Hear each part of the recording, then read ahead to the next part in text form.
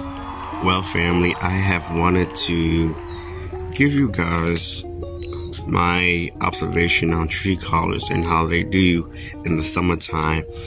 I have several varieties been growing from seed since 2020. One of them is actually looking kind of torched or basically combobulated. And that's the first one where it grew was the Moret tree collard. I have been wanting tree collards since 2010 when I first learned of them from John Collier from Growing Your Greens here on YouTube. And tree collards have been around for decades, guys. So I'm not going to say when they actually, came about, but from what we know, they've been around for decades. And I never knew or heard of perennial collard greens. But I will say that I am amazed on how they all, the ones we have different personalities. Excuse the background noise. I think that's landscapers out doing their, maintenance. But I will say that each one is different. And so what I'm doing right now, I am learning and observing how they react to pest pressure in my garden in Zone 9B, California. We have several different varieties now. We first started out with the Moret tree collard. I'm gonna show you this one because that one looks so horrible. But we started with the Moret tree collard. This is the cutting from the mom. Okay, and it took this Moret tree collard 2 years to actually go to seed, whereas the Dino tree cal, which was grown in 2021 of October from seed indoors, took a year and a half. All right, so I'm gonna show you. This one is the Dino tree cal, and you can see it's been topped. Okay, so it looks different, and you can tell this Dino because of the crinkly leaves on the top, whereas this Moret tree collard is somewhat have a smoother skin or flesh. Now, right here is the new variety, and it's called Jolly. This one is been out for about a year and a half or 2 years now from the projecttreecollard.com or Project Tree Collard. It has been eaten up as well from the cabbage caterpillar and the moth when it's in doubt. But this one will grow and produce huge leaves, unlike the other varieties we have here. Let me show you some other varieties that we have. Over here, there are two other varieties. And first, I'm going to show you this one right here. This one, I'm believing, is a green tree collard, just your original tree collard, because of the way it looks. Now, again, we grow from seed. When you grow from seed, not every tree collard will grow as the mother plant. Okay, so just be aware of that. But if you take a cutting, it will actually produce as the mother plant. Okay, so there's the total difference in hybrid and growing tree collards.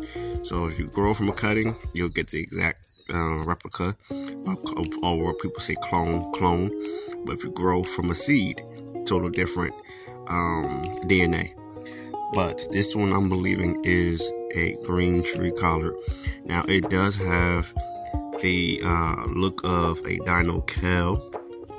Okay, it's a Dino cal, Dino tree cal. But look, you can see this one has been getting a little bit devoured, not like the Dino tree cal.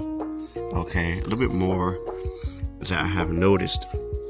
And this summer, it does not like temperatures over 80 degrees. They will wilt quick. Okay, this one and this one, which is a total different variety. And you can see, because they got so much sun, that the leaves turned yellow. Okay, it turned yellow. I don't know if this is a purple or not, but I'm gonna go down. You can see the color of the stem or the bark of the tree collard. It's totally different, and I have a stake, a bamboo stake on it, so it can stay up straight. but this is how it looks. And this is a beautiful tree color. And look, I hope you can see it, but look at how that color is so nice. All right. Now, there's another one I want to show you that is near the center of the plum. Everyone, one of the things that I have realized with this particular color here, tree color, is that this one was devoured, unlike the other varieties that we have. I did a short recently, several weeks ago, where you can see the I'm going to say at least like 10 or more cabbage caterpillars, from tiny to huge, eating several leaves. And I harvest those leaves. I removed all the cabbage caterpillars and whatnot. But one thing I have learned this year is using one way to combat the cabbage caterpillar pressure is to use a 100% pure peppermint oil, not the aromatherapy one. Okay, you need to go to the health food store and get this. But use that with some water and just spray it on the leaves and in the evening. That will allow the cells to get acclimated, and it will reduce the cabbage moth from laying eggs on top of the leaves. Now, what cabbage caterpillars does is they will normally eat the leaves from the back of the leaf, like underneath, but you will see them on top. And that video I'll share, I will put the link in the description, hopefully, and you will see how many cabbage caterpillars we're eating on this particular one. We harvest those leaves, I'll rinse them off very well, and we ate them. Okay, now let me show you Big Blue. He's not Big Blue, but that's little NJ playing over here. So I'm going to walk you all over to Big Blue. Big Blue, I think, was introduced about, I think 2 years ago, if I'm not mistaken. It may be a little bit earlier than that, but I might be wrong. But this is Big Blue. Big Blue is a variety that I have noticed has also been a favorite with the aphids and cabbage moth. Mostly the cabbage moth right now.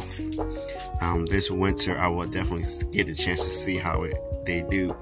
However, Big Blue does have a lot of resemblance of the Dino Kale, as you can see. You see that? Definitely the Dino Kale with this one.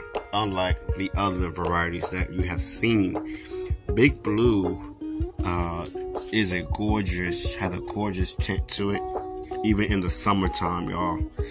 And if you don't know what Dino Kale is another name for lacinato kale. The Dino Kale was breeded, well, the Dino Tree Kale was breeded by a lady.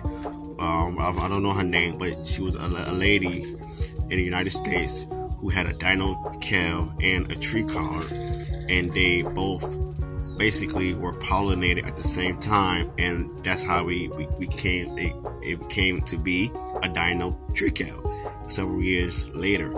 And now from Project Tree Collar has introduced this new variety to their collection of tree collar breeding, where this one here to me has a lot of similarities of a Dino Tree Kale because of the crinkling leaves, like you can see over there on that side, and the way the skin cells plops up on the leaf.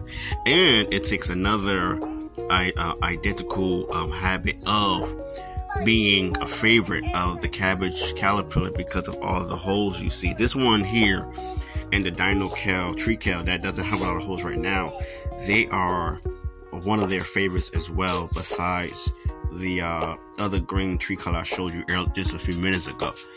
But you can see the resemblance of Big Blue. And what I love about Big Blue is the blue shades of color that it produces on the stem. Look at that. And on the bark of the tree collar. Okay, now it will look like a tree, original tree collar. Or why it's called tree collar, it's because the bark of the trunk looks like a tree trunk when it's fully mature. And so you can see, even here, there's a light shade of blue on the trunk. And back here is a different variety.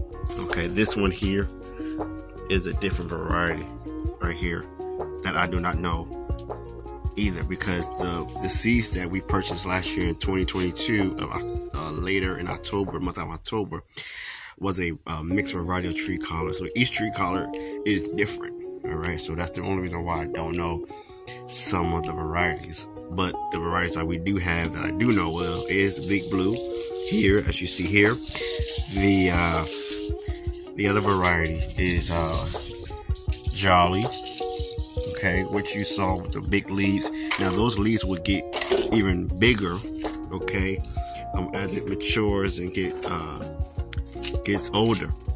All right, so right now they look young, and I have shared some of the leaves that were huge, but they can get very massive. And then again, over here is the mother plant, the Moret. Here's the cutting of the Moret tree collar. Okay, have smooth leaves, unlike the other varieties. And I believe this one, and this one might be Dino Kel. This one is the original Dino Kel, you all. And this one is maybe a purple, not sure. But I will say, again, each one has a different look and DNA. And all of them have the DNA of the purple tree collar. Overall, point blank. I am grateful to do this experiment as to see what will happen when we don't use any organic sprays or organic herbicides or pesticides, and just let nature do its thing. And I have seen some good results, and I also seen some bad results. But overall, growing some tree collars, because they can produce year around, even in snow. Okay, heavy snow like blizzards and whatnot. You have certain varieties that would do well in hot temps, warm temps, even cold temps. So if you don't have a tree collar, I suggest you get you some, because they are nutritious, delicious, and fun to grow.